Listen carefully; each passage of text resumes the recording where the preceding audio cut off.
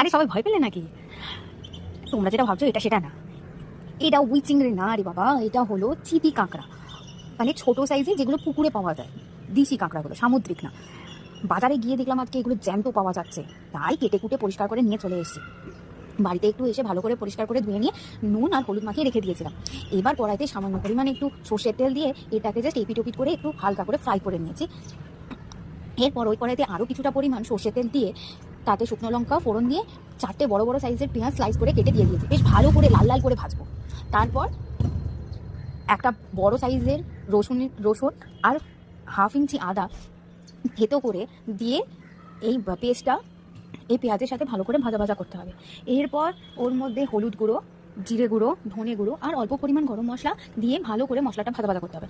এই সময় জলের পরিবর্তে 2টো টমেটো পিউরি করে নিয়ে দিয়েছিলাম, দিয়ে কিছুক্ষণ ঢাকা দিয়ে রেখেছিলাম। মশলাটা ভালো করে কষে এলে তারপর এর মধ্যে ভেজে রাখা চিতি কাঁকড়াগুলো দিয়ে ভালো করে কষাতে হবে।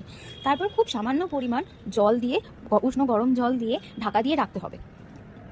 কাঁকড়াগুলো সিদ্ধ হয়ে এলে নামাবার সময় একটু গরম মশলা ছড়িয়ে আর সামান্য মিষ্টি পরিমাণ মতো নুন দিয়ে নামিয়ে নিলেই রেডি হয়ে যাবে চিতি কাঁকড়ার ঝাল। গরম গরম ভাতের সঙ্গে রোববার আর জমজমাট।